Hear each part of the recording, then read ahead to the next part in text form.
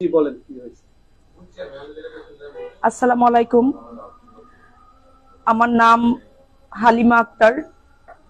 আমার বাড়ি দাউদকান্দি, গরিপুর, দইয়াপাড়া গ্রামে।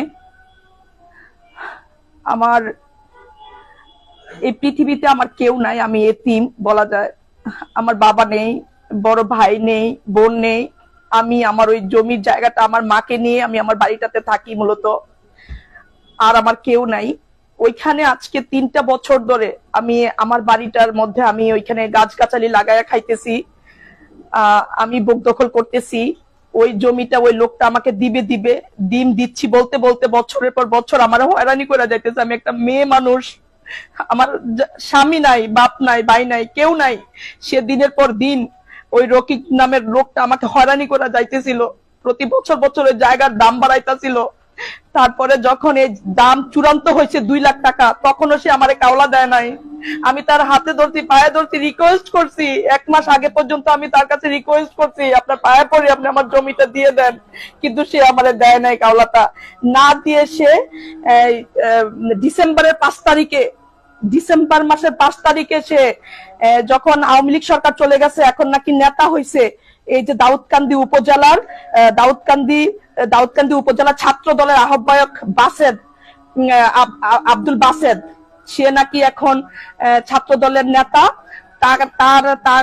তার নেতৃত্বে, তার শেল্টারে আমার এখানে আমাকে মূলত হামলার উদ্দেশ্যেই গেছিল, কিন্তু আমাকে পায় নাই।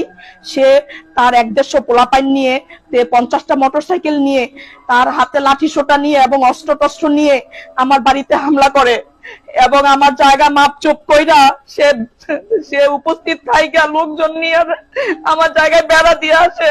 আমার ফলন্ত গাছগুলা, আমার লাউ গুলা ধরে আসছিল। আমার মা এত কষ্ট কইরা, অসুস্থ রোগী, পানি, আমার মা পানি দিছে এতদিন গাছগুলার মধ্যে, এই লাউ গুলা ধরছে।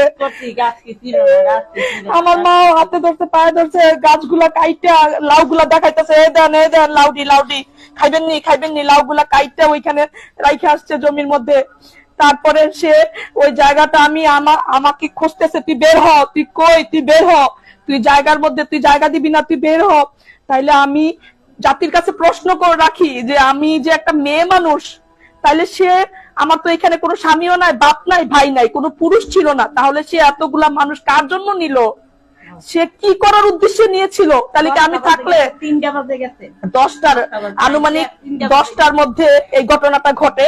আমি ঢাকায় ছিলাম, আমার মা একা ছিল, আমি বাড়িতে ছিলাম না। সে আমাকে বের হওয়ার জন্য বলতেছে ওই লোকজন নিয়ে গিয়ে, যে তুই বের হ। তাহলে আমি এই দেশের প্রচলিত আইনের প্রতি শ্রদ্ধাশীল। আমি দেশের মানুষের কাছে বিচার চাইলাম যে আমি যদি বের হইতাম, তাহলে কি আগে চার না আগে জমি? তাহলে আমি বের হইলে আমাকে কি করতো? এই বাসেদা আমাকে কি করতো? বাসেদের লোকজন আমার গায়ে তাহলে হাত উঠানোর জন্য গেছিল, আমাকে মারধরের জন্য উদ্দেশ্য করে গেছিল। এখন আমি দেশবাসীর কাছে আমি আমার কোনো নিরাপত্তা নাই, আমি নিরাপত্তা চাই। আমি কোনোদিনও মরতে পারি না, একটা কথা মনে রাখবেন। আমি কোনোদিনও মরতে পারি না। আমার যদি কোনো ক্ষতি হয়, মনে রাখবেন, এই বাসেদের শেল্টারে বাসেদের লোকজন গুলা বা এই গ্রুপটা আমাকে কোনো ক্ষতি করতে পারে। আমি এখন আমার জানমালের নিরাপত্তা চাই।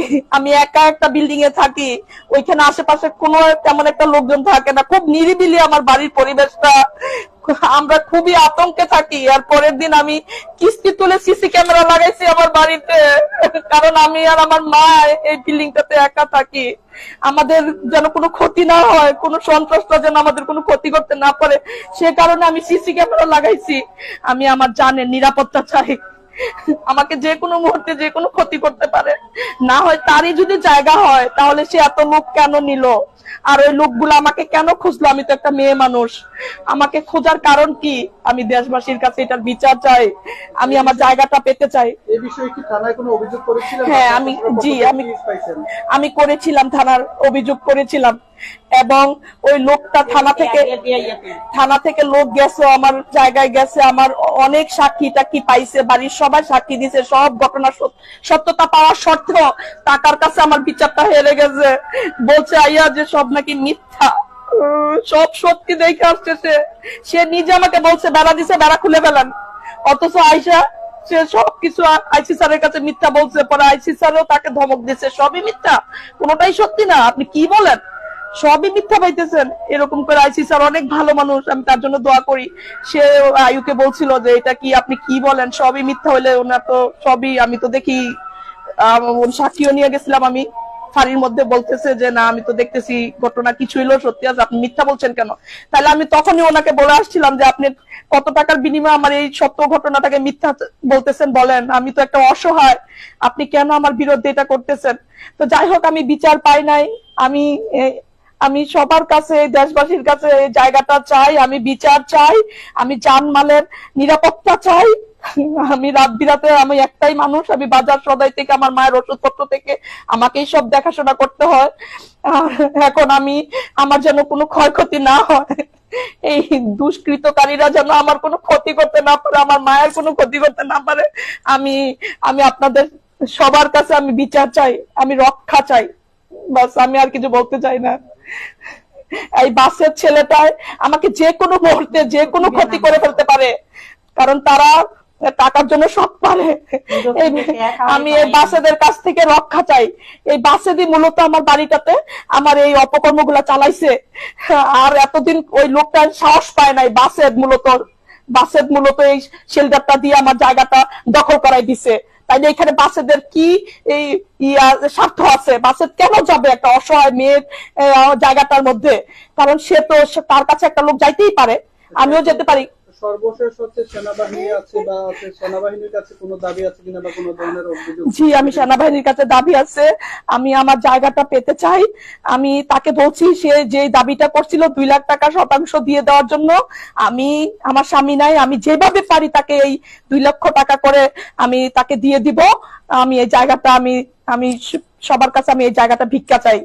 আমি সেনাবাহিনীর কাছে চাই, আমি পুলিশ প্রশাসনের কাছে চাই, আমি সরকারের কাছে চাই, আমি জনগণের কাছে চাই। আমার এই জায়গাটা খুব দরকার, আমার বাপ নাই, বাপের বিটাটায় আমি থাকতে চাই। আমার প্লিজ আপনারা সাহায্য করেন, আপনারা সাহায্য করেন আমাকে। আমার আর কিছু বলার নাই। আসসালামু আলাইকুম।